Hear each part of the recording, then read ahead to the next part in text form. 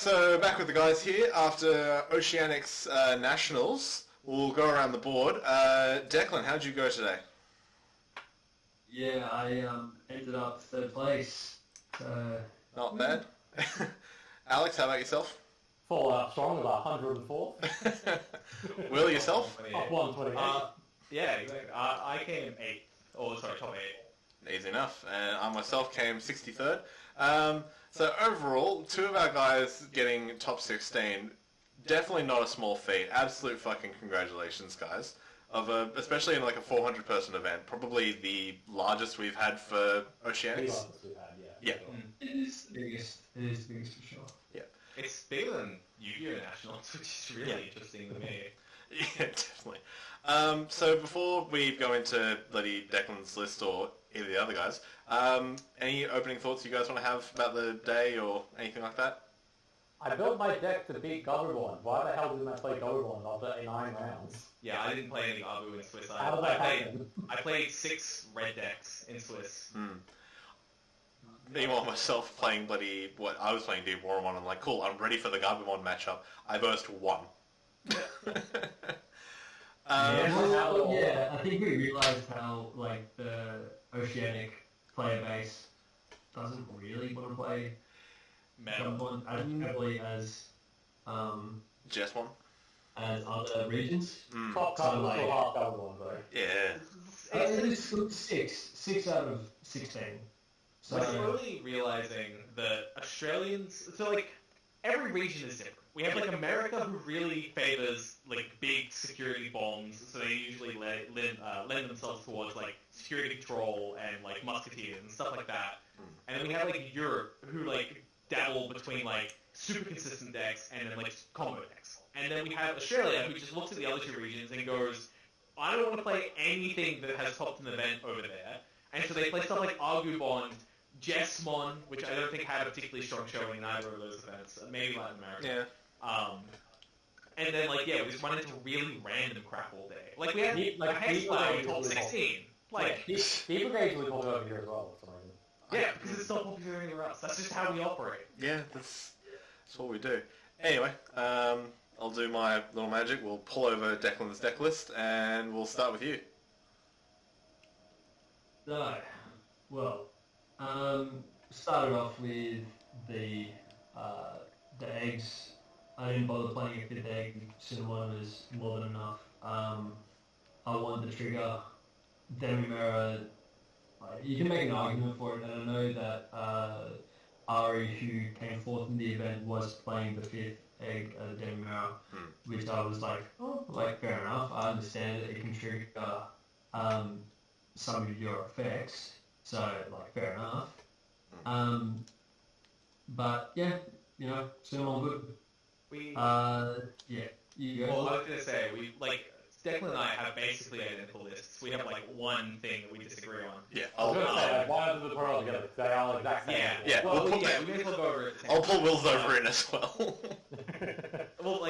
We have one difference, so it's basically the same as Declan's. But then we had Ari, who I was really surprised to see another Loop player in top 16. I think Loop was the medical. I think we picked the right deck for the job, but it's just really interesting to see his version also basically identical. I think he had 3 changes to us. Yeah, he had the Glaive memory boost to add something back from the grave, which I really understand that. There were multiple times today where I was if I could add back something, if I could add back a Digimon with Lilith, that would be great.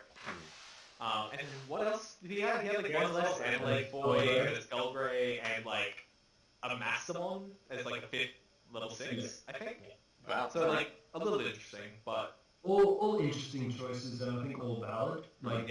There are moments where they are important and can make and break games. But we ours is, would you say it had one road and one end goal, and we wanted to get to that as soon as possible. So I've been trying to make our deck to do that. If you look at the lists that top every event this season, they're all just hyper consistent. The Gabus are all just no text, we don't care, we are just going to play Gabu, we know what we do, we're going to do it well. Same thing with Yeah, exactly. Yeah, we have to play 9 rounds. We have to play a top cut. If we're going to do well, it's because we're going to do the exact same thing every round. Same thing with Chessmon. I'm sure every other deck is somewhat similar. And originally our version of Lilithloop did have a lot of text. We were playing the Mimi, we were playing the win rate, we were playing... Oh God, what else? Mechanori at one point. Yeah, we played Mechanori at one point. We had a bunch of crazy texts, but we, like, I think like a week ago? Like, very close. We saw the Latin American list, and we went, there are a lot of strong points here that we haven't considered as heavily. So we gave it a test, and we just discovered the speed that we now had, and went, ooh, yeah, let's stick with this. I think the most notable changes to the Latin America list is we were playing 2 Manoa instead of 2 Takumi for, in that regard. We swapped them out for the Takumi, and the draw was just incredible, and it just let you get to those pieces in time to counter the aggro decks. And then the 4th Ghazi as well. But we should probably continue with the actual deck listing at the time. So we'll do the 4 of rookies first, and then we'll go with the one-offs. Yep. So 4 of Ghazi, super important, just incredible. Like the amount of times that I was trying to have 2 on the board just to stop any like bow kill 1, Just and then they random like gravity crush shit like that. Yeah. Ikakumon sort of staff removal, but just having like Even the mirror finals, he put up 2, I think. yes, I Because put it was it doing the team buffers and stuff, yeah. Double Ghazi is about the only move in the mirror that actually makes impacts. Yeah. What a disgusting mirror. And that's the other thing as well, like, It's just, still palatable, but it's Yeah. just the memory Digimon as well, like, it's affecting a lot of things at the moment, because that's just how a lot of decks are now just getting their, And getting even their so, benefits. it's value out of them. the fact that memory boost exists as well, maybe every deck. Like, Oh, Christ, it's yeah. not Yeah, dead. well, if you think about it, it stops Gravity Crush, so it stops Jesslon from being able to do crazy stuff at 1 memory without Tamer, or, it stops them from being able to play options and the Jesslon at the same time. Blue, it stops their security checks for Icefall and Hammer Spark, it stops their Hammer Sparks, it stops their Howlings, and it stops their memory boosts, which are all, it's really strong if your opponent can't swing the game without them. In the mirror, it's just obvious, whatever.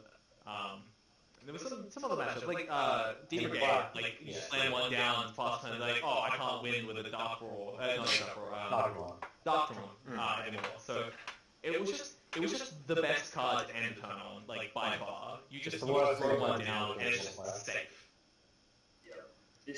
Ghazi was the perfect. Oh, I'm gonna win next turn, but I need to make sure I don't lose this turn. Yeah. Hard. Gabumon, I don't think we have to talk about Gabumon. It's where you get most of your trigger and your trashing. It's, Having just, a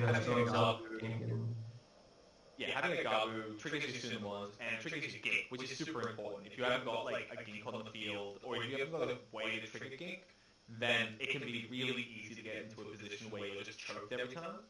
But having a Gabu and a Gink in the same stack just makes you feel so happy, because you can always get to at least 2, usually 3 memory. oh, definitely. In Mon, we found it was a situational card that was nice to just bring back a Lilith if you're struggling to get one and it might be hit by like insecurity or something like that, or you had to take something more important from an analog board. Did you play him on? Crash the card as well. Did you play him on at all this tournament? Yeah. You did? I do recall seeing it at the top 16. I didn't see either of you in any of the triggers either. I did twice. Once was to add back a Lilith that I needed, and second, I didn't have anything else in trash to bring back, but I activated it to put a kink in grave that I could put under the promote. So I was like, Yeah. smart choice. I think I played it twice. Once I played it just because I could, and then added a little back because it just happened to be one. I didn't need it. I had like 2 in hand at that point. And the other time, I swung with something, went to discard the Lavero, which we also play one on Lavero, who surprising. I meant to swing, discard the Labra, so I could like Zwart, bring it back, and a stack back, similar to what you said. Instead of discarding the Kink to gain memory with the promote, I needed to summon the promote, put both under it, and then Labra could discard to trigger the Ginkaku, and that would stop my turn from ending. And I just forgot. I was just like so far ahead of myself. I just like discarded the wrong thing. I went, crap! And then lucked out anyway. Zwart milled the Impmon, and the Impmon got me to the discard to trigger the Ink to just keep it my turn. Just complete RNG, just loved me that game. Saved it for myself. But, yeah, it literally could have been the second Labra for me. It would have made zero difference. Yeah, very, very true. I think a lot of people will be curious about 3-3 for Gink and Kink. So obviously for promote, you need it to win. That's a no-brainer. Just we'll move on. 3 Kink. Candle as well. Candle is super important. I've seen lists not playing Candle. Always play it, because it just becomes a 4-cost promote, which is insane. It's great to choke, it's great to like just play if you need to end your turn, you haven't got anything else. Like, it's better to put your opponents 2 than 3, basically. And the amount of times I've seen you guys finish the game as well with that, just go, you have so much excess memory, it's just, oh, here's the last promote. Yeah. Games Candle promote.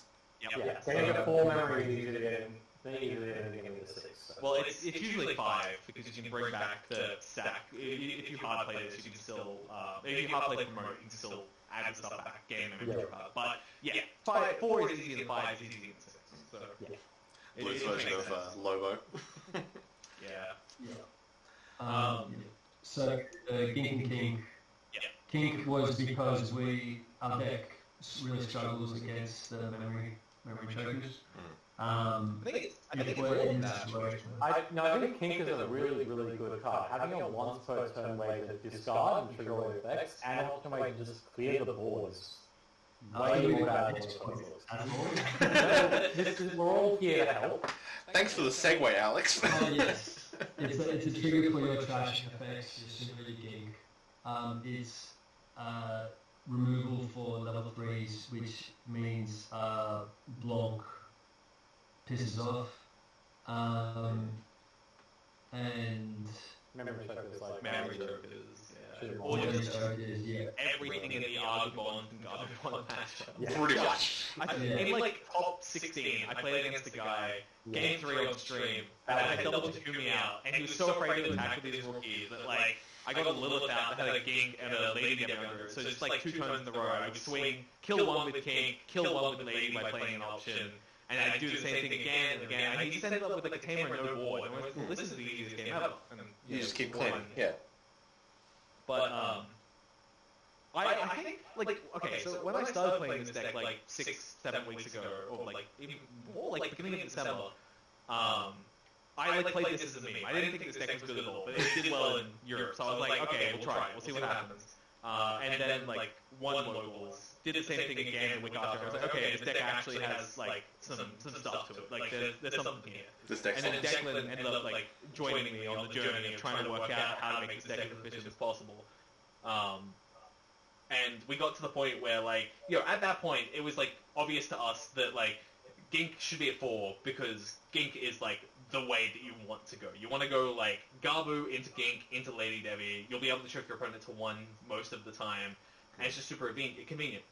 And then the assholes that we play with, mostly Alex, a little bit of Mark, but everyone else at locals, realized that we gain memory a lot. So something like, you know, a Gazi or a Betamon, Chumon's a big one. For some reason, just 1k weaker than the others, which... Fuck Rat Boy, am I right?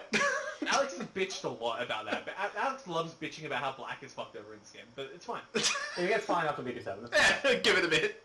Now it's green. Green, someone else can play. Now green is the ugly child.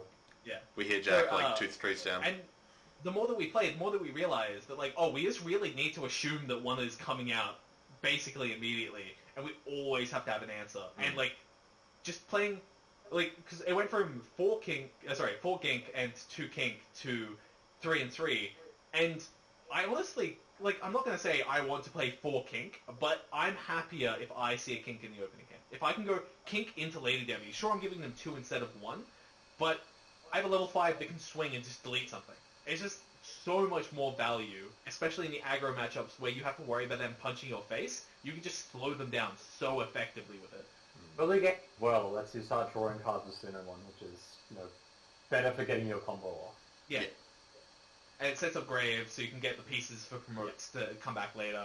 You can, discard Underworld's Call to draw cards, cycle faster. There's a ton of things you can do with it.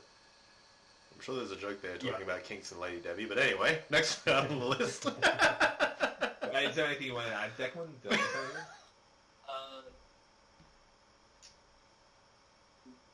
I think it also helped with getting promote stacks, like reviving and getting more full stacks to get the draw and memory. Because you guys were getting them really early in the Yeah, you guys were getting like a full promote stack in trash really quickly. I noticed. Yeah. There were a couple of games where I would memory boost reveal 2 kinks, but have to pick the Lilith that also got revealed, and then I just know I was never seeing a kink again. Yeah, there were a few of those ones, but that's all right, and that's where our decks differ with the memory boost. Oh, you still play one. But this is back in the very beginning anyway when we played. Very true. And then also just the 4 cost level 4, just nuts. Just slamming this down is so much better than playing I saw Ari in the final match had to play promote at one point to put you the 4, and just if that had been a Kinkaku instead of a promote, put you the 2 is much better than putting you the 4. But Christ, I think I went into a Lilith.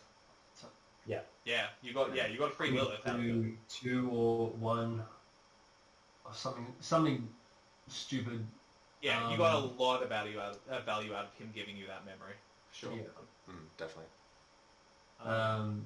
Ultimates. Onto the 5s, yeah. Yep. Lady Debbie, it's your bread and butter, the one you want to see the most. It does everything. It's good.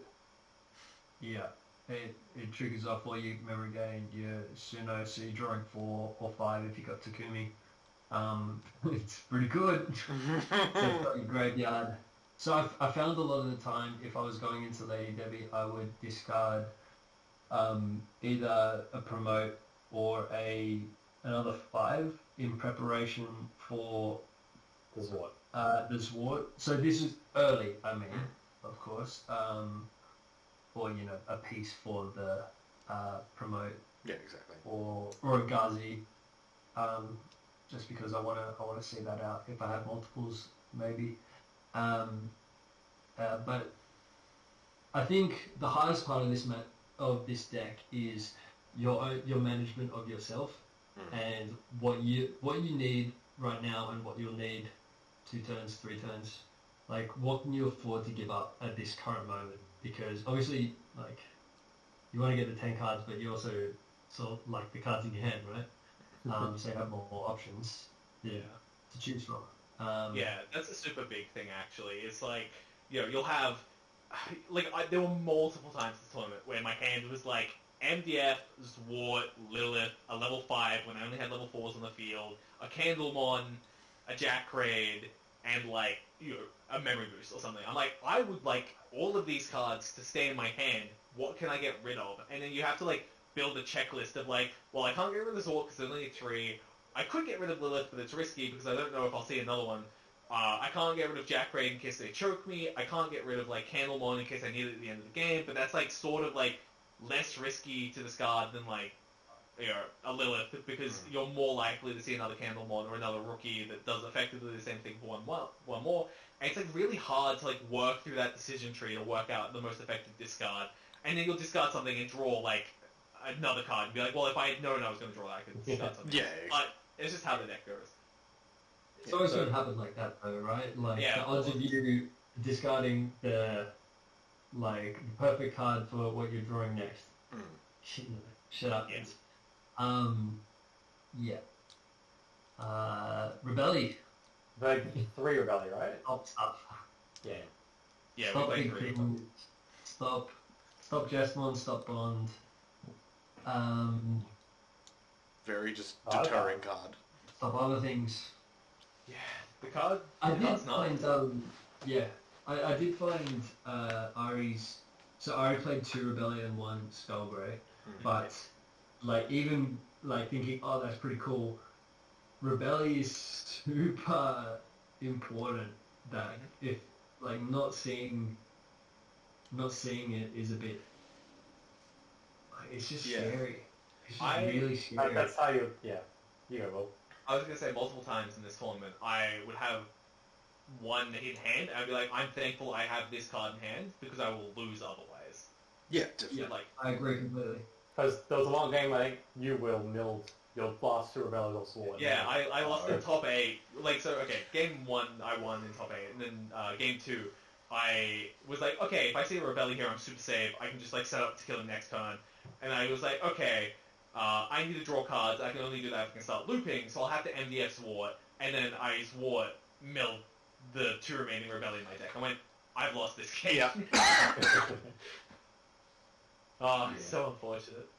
It happens, but like, and that's ultimately. And it just happens. That's the thing. It's just, we're playing a card game. It just stuff like that just happens, and like I'm not even mad because it was like so funny at the time. I was like, yeah, I just need to draw a Rebellion, and I revealed both immediately. I went, oh fuck, never mind, I guess. Yeah, exactly. Shit happens, eh? Yeah, it's also handy that it triggers off all your trashing effects. Yeah. Don't think we really need to go on too much about it, but yeah. It's like basic kills Jesmon, good. Wins you that matchup a lot of the time. Oh, sorry, doesn't win you the matchup. Lets you survive a lot of the time. So. Yeah. And you can do fancy stuff like Rebellion into a Lilith, so you can like threaten a bond, which.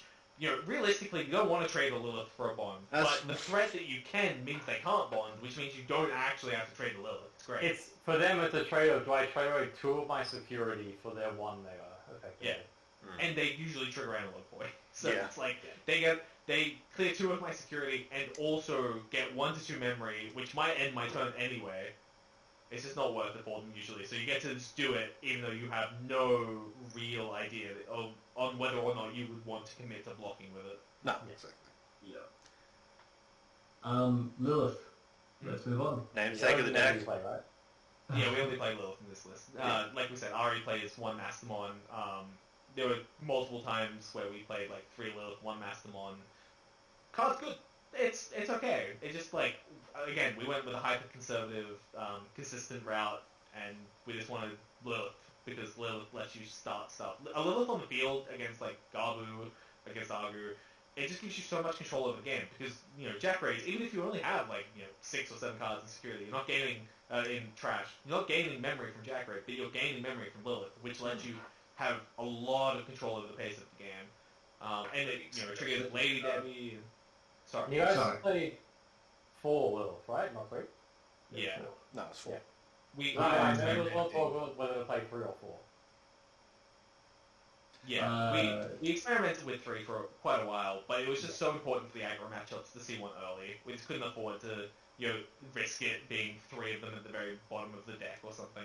I guess like against like bonds as well, you can't like other bond, you can't risk being level 5 as a board. You've got to evolve into a level 6 to not fun. Definitely. Yeah, that's a good point. It also let us be super aggressive with the first evolution of Lilith, because if your first 5 dies basically always. If you go into Lilith, it's a lot harder for it to die, but it can still die pretty effectively against Red, especially against Omni, not Omni, Gaia, because they hate Lilith and its existence.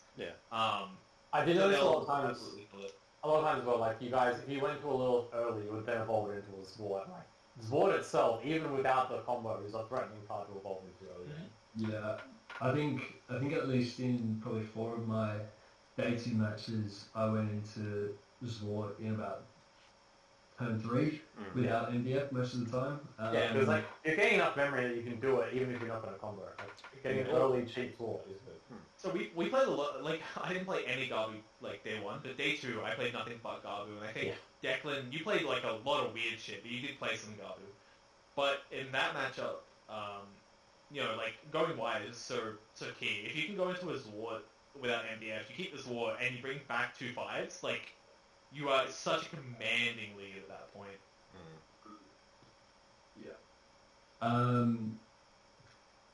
I had a point, but I completely forgot. So that's all good. Moving on. Zort. The second half of the deck. So versatile. Like, it lets you play around situations that are hard. And because the rest of your deck can move in different ways. You know, you need removal for level 3s or something, bring back promote. You need a level 5 to go into a level lilith, bring back lady. You need Tell your opponent's memory game to screw off? Yeah, it does it. Yep. Yeah. It's just And such a... There are like countless ways you can utilize the Zord. You know, sometimes it's bringing back 2 5s because you know your turn's about to end anyway. You're not going for lethals, you want the value and the easy Lilith. You know, you can double promote if you want to go for game. You know, there were multiple times. I'm sure Declan did the same thing because it's one of our favorite one of our favorite players. But I won multiple games by, you know, I'll be at full memory. I'll go, cool, Zwart. I only have 1 stack in grave, so I can only gain 1 memory from promote, but I can bring back a Labra or an Implon and gain a memory with the discard and continue my turn. And just, I have a Zwart now. It's hard played. It's on the field forever, and I'll just get to continue my turn. Good So shit. if you're creative, there's a lot of good uses for a Zwart. Yeah. And like, yeah, this is the reason why we did so well is because we put 2 months of practice into this. Yeah. Like, we figured out, we made so many mistakes in the early days, and that's a good thing, right? Your win And ratio at locals like skyrocketed after a while. Just a bit. Yeah.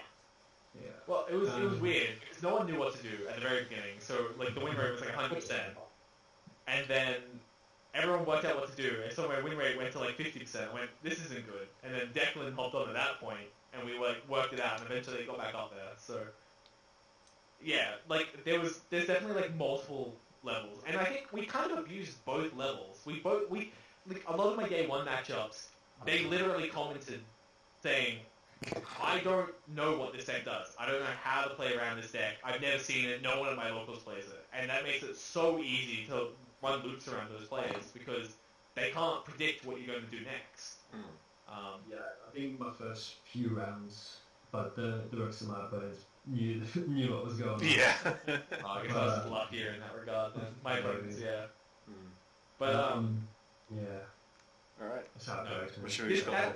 I think you're right, Declan. That this is the sort of deck that really rewards that time investment because like there are so many lines and you know lines you'll never think of, but you'll think of them one time in like testing and they'll stick with you forever. And they just get in your head.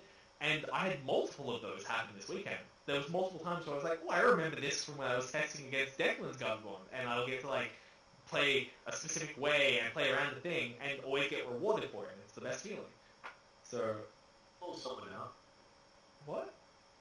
I'm going to call out a spectator who got a judge to come in and because they thought I was playing incorrectly or made a wrong thing when playing a Labra and a Promote, triggering the Labra first to dump it was either King or Geek, put under to get the full stack and to get the memory off Promote.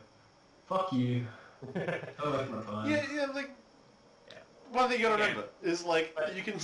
If they happen at the same time, you can change the stack how you like. But again, like if they thought, you know, if the spectator's right, like, hey, I think something's gone wrong here, like, you know, it's annoying, I get it. But, Yeah, You gotta it's think great when of they're it. right. yeah. But that's exactly what I'm talking about. That's one of those things that I remember us sitting there and going, oh, we can do this, that's sick. And like, that just sticks with you. And you can like, the more you practice these things, the more of those scenarios that pop up. The more unique lines that come up. Yeah, definitely. Yeah. Well, there was a thing, like, less than like a week. I think it was like 3 days before this event. I was like, oh, that's kind of sick. Like, if I go to 0 with Lilith, I can add back a memory boost, play it, and choke my opponent to 1. Like, just a thing that, like, I can do.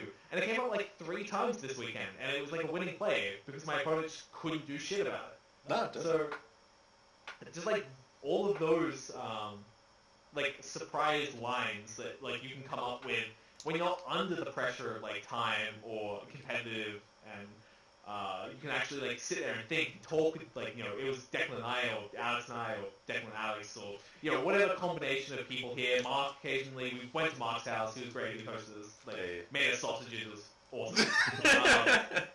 But in that environment, when everyone's just having a good time and we're just practicing, you can talk around and come up with ideas. And it's like, do I lose here? And then your opponent go, no, actually, I think you win if you just do this. And like, it's just. It gives you a chance to it just gives you a chance to do the goofy shit. You're like, oh, this play sounds kind of funny. I wonder what happens if this happens, and then you get to play through that. Yeah, exactly. Yeah, you get to experiment, and that's what we did. We spent 6 weeks experimenting with the deck, and the results.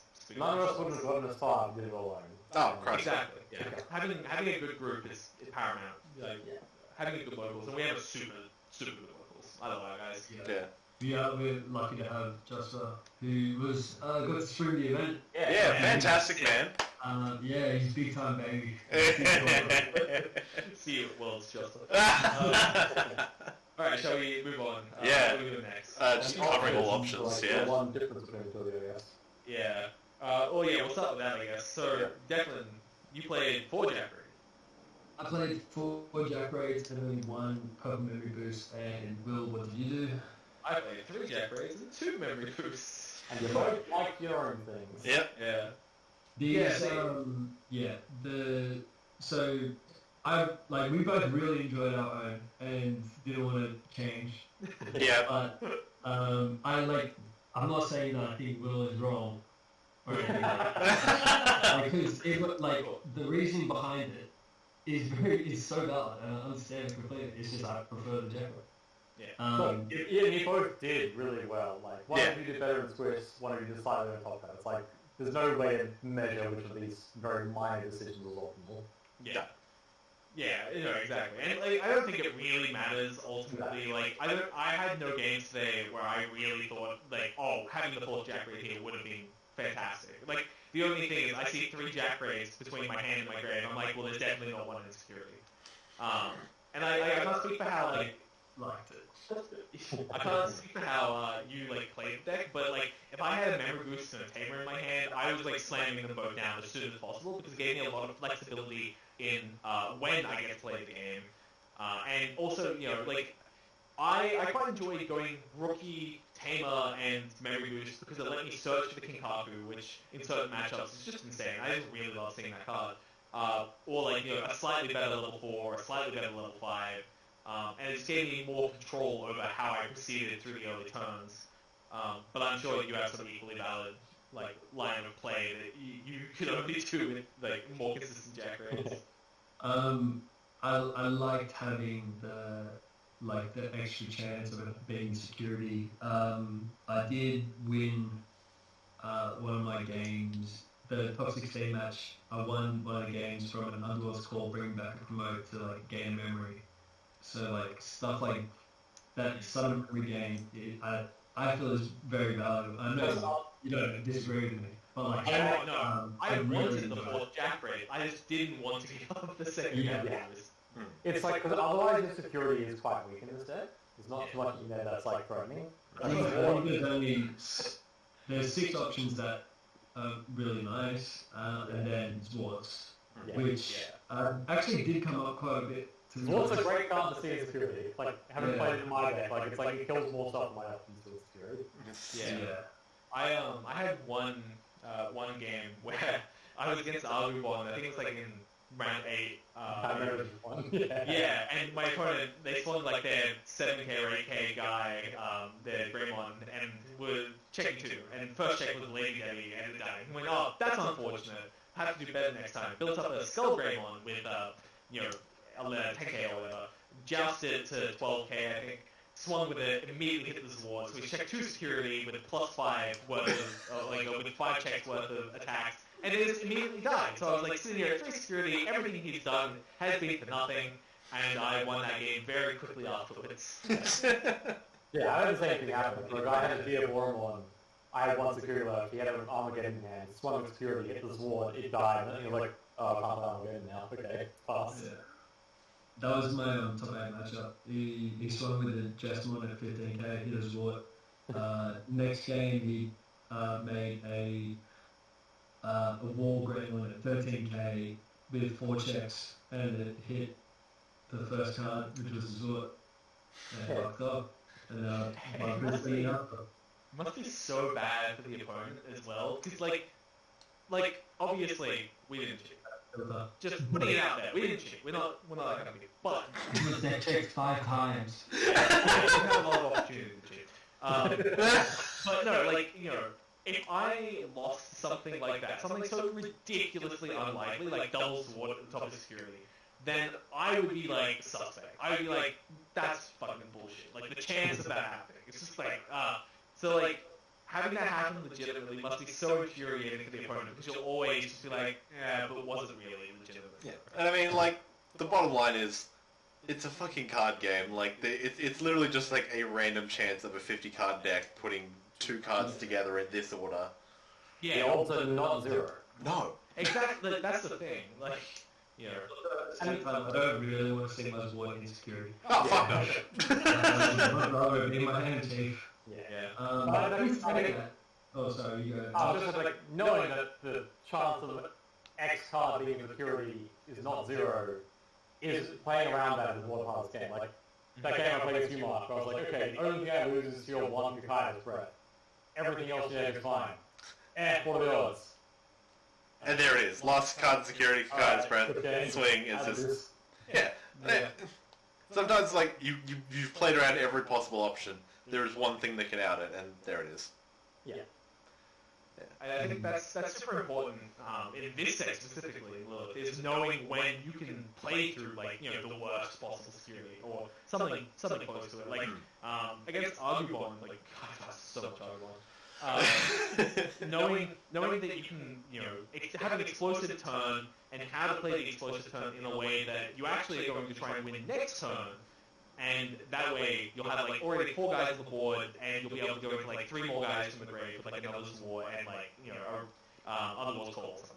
And, like, instead of, you know, going for lethal the turn previously, where, yeah, you have 4 guys, they all have Rush, or, you know, you can, like, you know, Sword, or they're on the board, or whatever. And you swing, and the first card, it's like a guy, and it kills one of you guys. It's like, oh, my turn's over. And now you have no board, and you have no aggression, and your opponent can just, you know, kind of clean up the game from there. So knowing when to pop off and when it's safe is, like, probably the second most important thing about this deck. The first being how to manage your hand in trash. Yeah, the judgment calls in this deck is probably the hardest part of playing it. Like, knowing when to go, when not to go, when to just, like, you know, go explosive but not go for game, because you're not confident in clearing security, like, well, like, especially in gun bonds, you really want to have that Guardian on the board before you start swinging. Like, if you're not going to have an opportunity, then is it the right time, right? It's just stuff like that, I feel. Yeah. Like, that's the hardest part of this deck. This all the decision making and all those judgment sort of choices. Yeah, and that's the stuff that really you learn in testing. You'll get punished by Kaius at one point in testing. You're like, all right, I'm never doing that again. That was awful. Yeah. Alright. Where were we? Awesome. Yeah. Every back card. We talked about the revival shit heaps. We talked about complementary boost. Deathclaw triggers your analogs. It also triggers, well, depending on what you're killing, but triggers, it might kill a promote that you want to revive back so it can swing again because it didn't die in security. It's a card like, kills. Killing your own cards is almost as important as killing your opponent. Well, that's why in BG7 we get the card that says kill one of your own things and add back 2 from trash to hand, which is insane. That's good shit. But this is, like, the next best thing. But it has, like, multiple purposes. Like you said, it kills blockers. It's also really strong against Gabu, because you kill, like, the Kendo or something. It's, like, basically their boss monster until they get one out. It kills the Kendo, or it kills their Betamon, which is super important. And yeah, like, promote trash. And also, like, multiple times, where I would only get 10 cards in trash if I Deathclawed my own, like, Sword or something. Just, like, so many ways to use this card creatively. I think it is the single most positive addition to this deck that, like, we came up with throughout testing. Like, it adds just so much depth. All this for 1 mana. Oh, sorry, 1 memory. Yeah. Well, half the time, if you go an analog out, it's free. You Yeah, got a rule exactly. about games you're remembering. Yeah. It's just But it's so important. it's good. Um, I love it. Yeah. MDF probably right to be banned. It's so good it's banned. I personally think it should be, it should be a limit to 1, just because it's it's not as impactful at 1 as like reinforcement. This is kind of extremely sacky. It's just, you feel bad if you see I it. think the Saki argument is fair. I You don't understand, want but I'm exist. more like, But then I don't DGD think at 1, I don't think it's as much of a problem. Maxi at one was sacked. But no, that card disappearing next format, sad. Win rate does a very similar thing, triggers Gangster, and also it lets you, you can still Zwart and just bring back a Cerberus and the Werewolf and gain 3 memory overall anyway, so you'll be fine for memory next format. Yeah, definitely.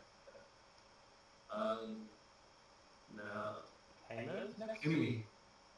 Oh, we forgot Underworld's Call. Underworld's Call is a great card, play it, not optional. Yeah. Yeah. Takemi, drop out, lovely.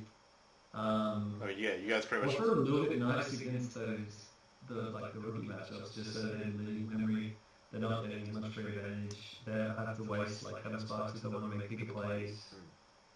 Half the time, they swing with a Gunner and be like, I'd be like, oh yeah, lose your memory. Be like, oh fuck. Hammer Spark to play my mat, and then something else. I'm like, boy, put me up on the show. I had one time where they forgot and had to pay memory. I had multiple times though where they just refused to attack level 3s and they just let me, if I had a Lilith with a lady under it or a Kinkaku or something, I could just kill their board one at a time. They were losing so much value, but they were so scared to attack because they didn't want to just Takumi on the field. It's just a crazy card. It's very good. So it means if they hit Jack Raid and Security, it costs them 3 to attack. Yeah. It's one thing. It adds on that one little bit of cost to go. Okay, rather than just you're gonna lose the rookie when you swing, it's a rookie and the memory. It's Ice Wall, but worse. Ice Wall. I'm so glad that card is paid. Fuck that card. Because card being limited. Because I think at 1 it's okay. The amount of times over the stream in top 16 I saw a double Ice Wall played was stupid. I mean, the amount of times we were joking about even at 1, it's just a shit card. It's a poorly designed card. Yeah, for sure. It's still not good at 1, but at least there's no more. I've played 2 Ice Walls. It costs you 4 to attack next turn. Yeah, that shit's dumb. Yeah, that's irredeemable. But yeah, even at 1, It's at 1 is fine. I think we've talked about this in the previous video, but having it at 1 is fine because you still have those decisions to make. It's I know that my opponent probably plays Ice Wall because it's an insane card, which means that I have to prepare. I have to think: are they going to play it next turn? How do I do anything if they play it next turn? And you have to play around it. And likewise, your opponent has to go: is this the most effective turn to play Ice Wall? And it actually adds quite a lot of depth to the game up until it's played. In which case, it's well, I can't swing next turn. I guess leave. But every turn before that adds a lot of depth. It's great. So I think at 1 it's still really interesting, but if it's still bullshit, I hope they ban it. It's definitely not as impactful at 1, I think. Because there are times when you're okay, you see the 1, it's okay. Essentially, at worst, it's okay. Give them a turn. Yeah, and it goes back to only having 5 Hammer Sparks in security instead of 8. So that's also really nice. Yeah. And then analog. Yeah, card's crap. Card made this deck so much insanely better. We only play 3 EX1 cards, and it's 3 analog. Yeah. But it's all you need to play. The card sets up Grave, digs for Zwart as well as Lilith. If your 5s die, or if you death claw them, it gains your memory. Yeah. If they remove the Lilith from the field, gains your memory. They get punished for stopping you, and it's just irreceivable. Probably it's just insane. It's absolutely insane for this deck. Probably the best card in EX1, and it's a rare. Mm-hmm. And yet I opened 2 in 2 boxes, and I was mad. Yikes. Yeah, have to go one for me. But Yeah. Yeah, I had to borrow one of the 12 that Declan pulled. I think more than that at this point, I'll be honest. Yes, that's pretty much both the builds. You guys have pretty much covered both your matchups, like, that we were playing today. Like, I do want to... Sorry, I'll just talk about one part of my Swiss matchups. no, Well, please. let's just go over all of them anyway, Yeah. quickly. Like, Well, okay. So I versed round 1 Jesmon, round 2 was Jesmon but with Craniumon and Gigadramon. how about that guy? Red, white, lines almost. Diaboromon was round 3, Gabu was round 4, Ruby Black was 5, Gabubon 6, Jesmon, which I lost to in round 7, and then round 8 was second troll. All but Diaboromon here had a set 3 tamer, and they always played it. So, like, I found when Will was talking about the, Lilith, and then played the memory boost to put them to 1, I was like, yeah, that would have been nice. That would have been sick. But yeah, like, pretty solid. I don't know. I didn't lose. I think I lost 2. I lost 2 games in Swiss. Both of the Jesmon. So I went. Besides that, I was no game losses. Yeah. Which is super solid. Yeah. And then day 2 versus Hexblow in That was scary. That's food again. It sweeped me game 1, and then Underworld Score happened in security game 2 and won me that game, and then game 3 I think I just blew them out. Yeah. You had a Gazi up so you could never go into a 0-1 without passing, and you got rid of his Hex Battle as what? Yeah, it was much more aggressive than what I imagined it to be. Yeah. But yeah, mad respect to that guy. Yeah, that game 1 where he floored you, that was like incredible to watch. Never see that shit coming. I mean, getting to top 16 with a deck like that, it takes a real kind of player to be able to top with Hexblow. Yeah, who's done that before? Anyway. And then, I guess I'll go over mine. Yeah. So, round 1, I versed Diaboromon, but I got lucky. My opponent just didn't see Eranas, which is lovely. Then I versed Ugbond, Jesmon, beat that Jesmon. Then I lost to, I won against D Brigade, who, that D Brigade player also got into Top Cut, which I think was Swag AF. I don't remember his real name. Then I lost to Nathan playing Jesmon. Then I versed Ugbond, and Jesmon. So I had nothing but red and black on day 1, apparently. I didn't know that at the time. But, so I saw a very specific part of our meta.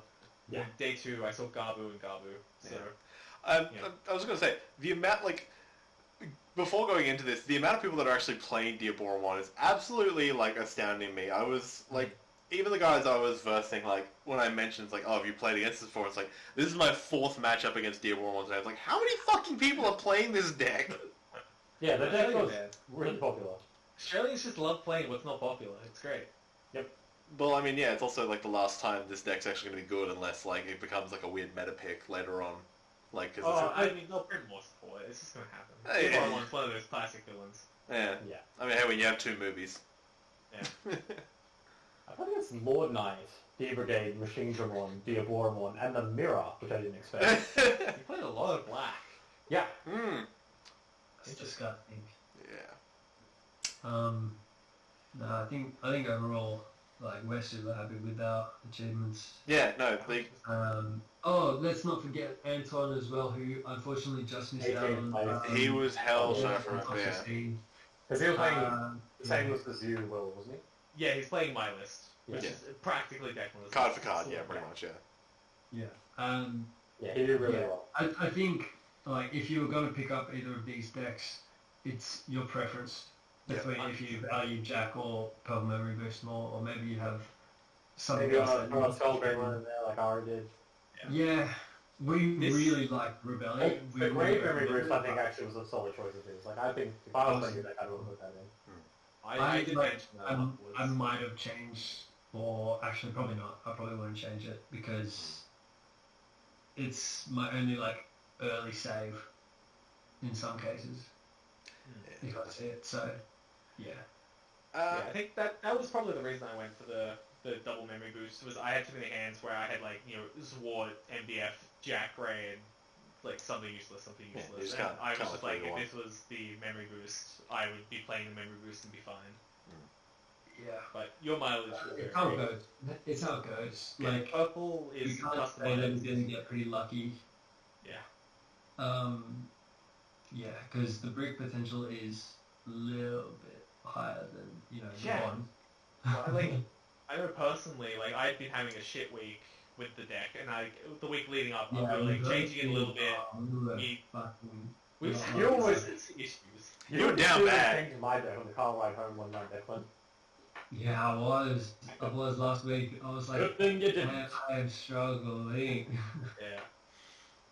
No, I think it was just like, literally this deck, every time you play it, if you go full combo and like you have your grade will be all your 4s, your hand will be all your 5s and 6s and some rookies, Yep. and like your options will all come together in your hand or your trash.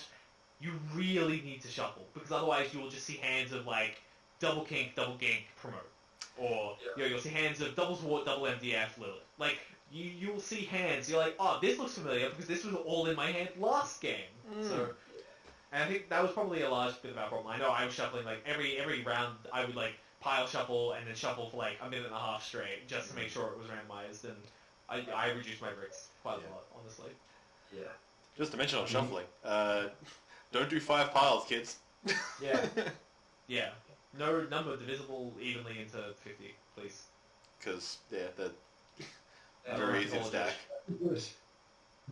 As in, is 7s of this? No! Says the teacher! It could be a 7. I'm not a math teacher. Yeah, right. Oh, good. Mate, I'm focusing on shapes. Give us a rest. And perspectives. Anyway. So I think, are there any, like, big shout-outs that you want to miss, or any, like, big closing thoughts that you want to make for the day? We shouted out half the people in the middle of the video, but... Yeah, what's the format? We should thank TAC Games for Yeah, hosting just the keep the community guys, side just- events, which we appreciate. Just it's not quite nice one. Thank for running the stream. Yeah. It was great to get some exposure for our Oceanic community, so I love that. Definitely loved the cricket commentation of the Just One game, because we couldn't get coverage of it. Yeah, the guy that was controlling the video. It was like a golf commentator. Yeah. And just one swings. Was a lovely shot. Which, God. I think I said it in chat like, oh, I need you behind that. You're behind me. just for work on that, you should get some commentation of games like that. I guess yeah. thank you for our locals for helping us test. Oh, Thank yeah. Mark for hosting that one night. Wonderful time. We'll do more of that, yeah. What else? Thanks, Larry. We love you. Larry's Always. made sure we could get all the cards we could possibly need. Opening the store nice and early for us as well. When we play longer. Yeah. Exactly. Correct. Yeah, super accommodating. If you're ever in Hornsby, check out Game Traders. It's an amazing store. Love it. Been there for half a decade or a decade or whatever it's been. Have a long space. Long time. Enough for us. Yeah. Very close. I think 2013 is when we started out there. So, Yeah. Great there's, place. Yeah. I want to give a shout out to Huang's Discord. Huang's Yeah. Hey. wonderful guy. He helped me a lot with this deck. Oh, like that. Discord helped me out a lot with this deck at the very beginning when we were experimenting a lot and came up with some text like the Mimi and I think I stole something else from there. I don't know. Win rate probably came. I'm sure someone will bring it up, yeah. No, that's all we had originally. Yeah, that call was me going, what is every option in purple that kills my own Yeah. game? We've all been in like, what is every option card for my colour? Yeah. Yeah. Do I play Atomic Ray? I mean, honestly, people judge it, but that's a great way of Macro looking Fire at came from that. Yeah. When the card pool is so like small, it's worth looking at everything. Like the Cards float. Cards are shit sometimes, and they're better. Yeah. how it goes, man. That's the way it is. How long were we at, Mark? Oh, we're 5 minutes shy of an hour. Wow. Anyway, that's the guys here at Team Mighty Cool. I'm Mark, this is Declan, Alex and Will. We'll see you guys for BT7. We'll label this on a podcast. Yeah, honestly, I'm sick of this format. I'm going to own Lilith one. I think every time we finish a video like this, it's like, oh, alright, sick of this format, see you next time. We put way too much time of our lives into this format. And now you've got a sweet trophy to show for it. Yep. Yeah, goddamn right.